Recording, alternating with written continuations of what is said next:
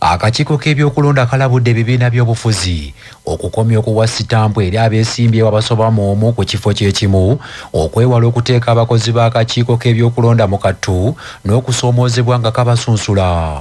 Okuva akakiiko k'ebyokulonda lwe katandika okuwandiisa abaagala okwesimbawo ku bifo eby'enjawulo, abakozi b'akakiiko k'ebyokulonda bazze beesanga mu kusoomoozebwa olw'abantu abasobamu omu ababadde bagenda eri akakiiko ako okubawandiisa nga balina sitampu gye biggweera nga waliwo enkaayana.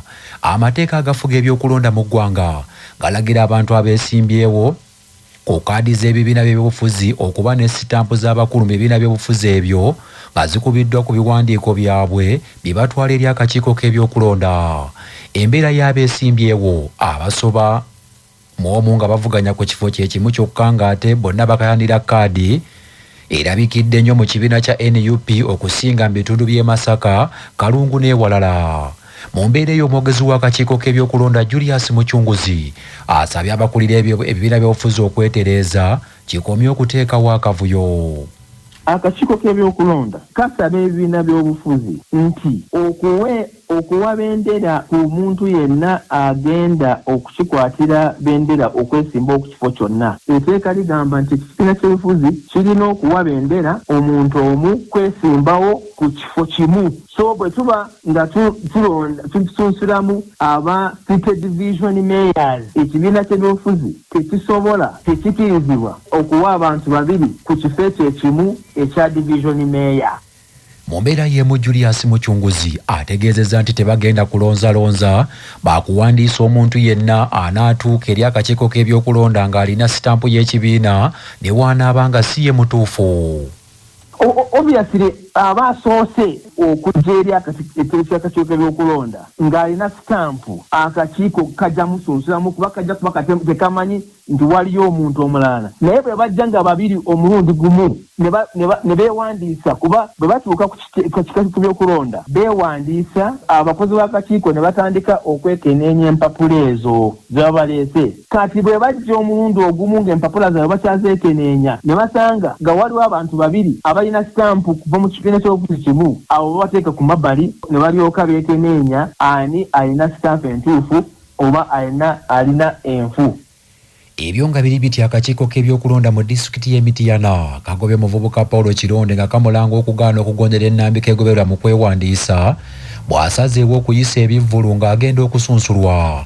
Omusasi waffe James Kana Sebuguzi y'alina ebisingawo.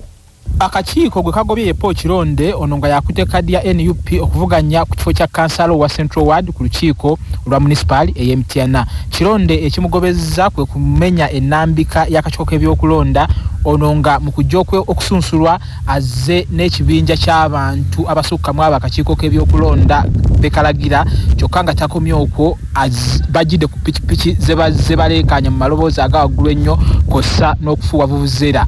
Okusinziira ku nnambika y'akakiiko k'ebyokulonda, omuntu agenda okwewandiisa okuvuganya mu kalulu yeetaaga okujja n'abantu 3 bokka. Era wano John Bosco Ntaganira omuweereza mu kakiiko k'ebyokulonda e Mityana yeegayidde abo bonna abagenda okwewandiisa mu bbanga lino lye tulimu okugondera enteekateeka eno.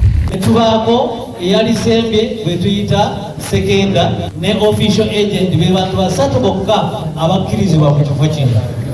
Olw'ensonga eyo bassebo ne bannyabo beegayirira temuleeta bantu bonna, emmotoka zonna oba ziri 10 oba zibeere eyo zinaakola mu kampeyini, epikipiki, buli kimu kyonna ekikwatagana n'okuleekaana. Ekifo kino tulikubya kuyisaamu bantu, kusunsula bantu.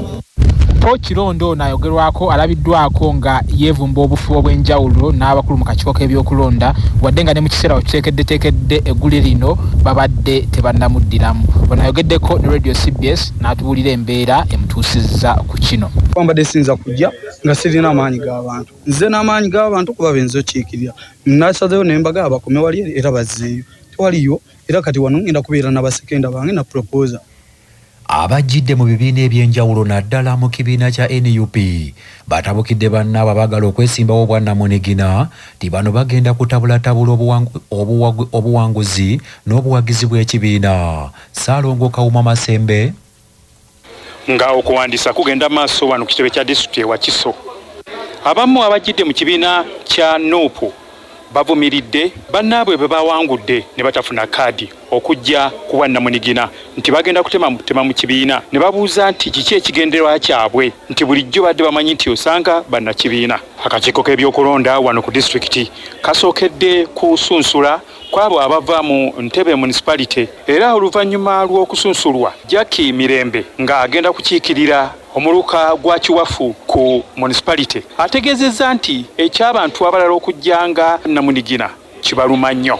Nvumirira abo bonna abajjidde ku bwannamunigina naddala bavudde mu kibiina kyaffe ekya National Unity Platform nti bandibadde balinda emyaka 5 tegiri wala naye okulaba nti beesowoddeyo okujja kigenda tukosanga ekibiina ate oba oli awo n'okulaba nti ebigendererwa byaffe nga abapate tebigenda kutuukirira olw'okubanga tuzze bangi ate nga tuvudde mu kibiina kimu oba oli awo bululu tugenda bwawuzaamu. Wabula mu ngeri y'emu n'abo abajjidde ku bwannamunigina nga bano bakulembeddwamu Namakula Doola ng'agenda kukiikirira Katabi Busambaga ku municipality ategeezezza nti bo balaba nga ate bagenda kuyamba nnyo eggwanga kubanga ebibiina byeyuzaayuzizza nnyo so nga ate abantu beetaaga bukozi.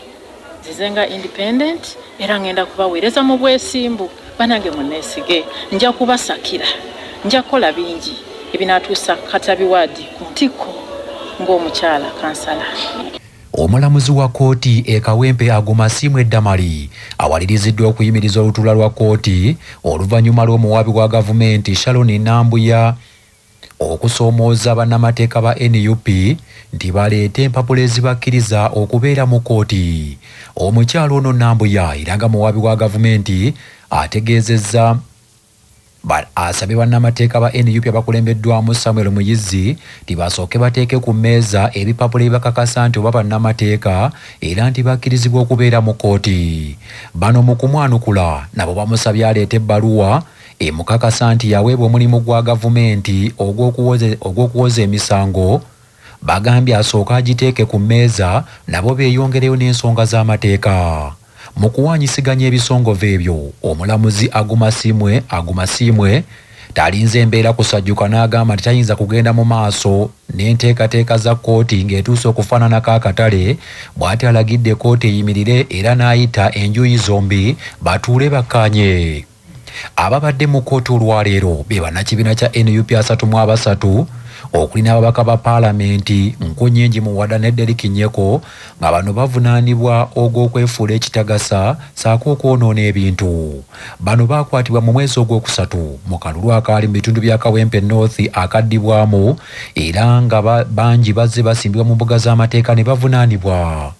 Mu mbeera y'emu bannakibiina kya NUP n'abawagizi baabwe bakuŋŋaanidde mu bungi mu kooti eyo ng'abakuumi b'omukulembeze w'ekibiina ekyo Robert Kyagulanyi Ssentamu Bobi Wine okuli Eddie Mutwe n'Akireewo Kivumbi bazze okusaba okweyimirirwa.